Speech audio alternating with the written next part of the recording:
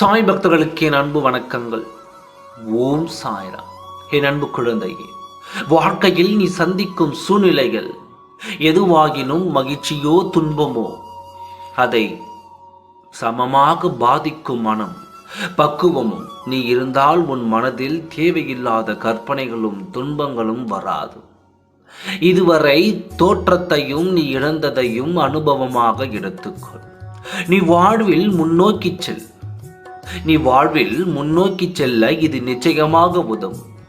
உனக்கான நேரம் வரும் வரை சற்று பொறுமையாக இரு.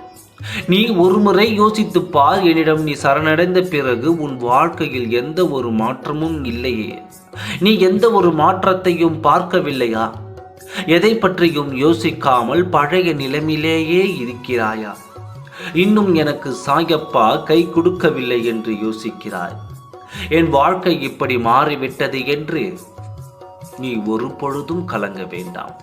எப்பொழுதும் அதை நினைத்து வருந்தவும் வேண்டாம். உன்னுடைய பழைய வாழ்க்கையை நினைத்து வருந்தாதே. உன்னுடைய புது வாழ்க்கை பிரகாசமாகத்தான் இருக்கும். வாழ்க்கையின் மாற்றத்திற்காக காத்திரு. ஒவ்வொரு விஷயத்திலும் உனக்கு நான் பெரிய அளவு தயாரித்து தான் வந்துள்ளேன். எப்பொழுது உன் கைகளுக்கு வரும், எப்பொழுது என் வாழ்க்கையில் முழு சந்தோஷத்தை நான் அனுபவிப்பேன் என்று கலங்கும் உன்னிடம் நானே ஓடி வந்து உனக்கான சந்தோஷத்தை நிரப்பித் தருவேன்.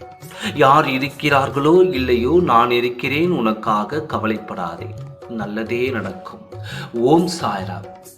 நன்றி, வணக்கம்.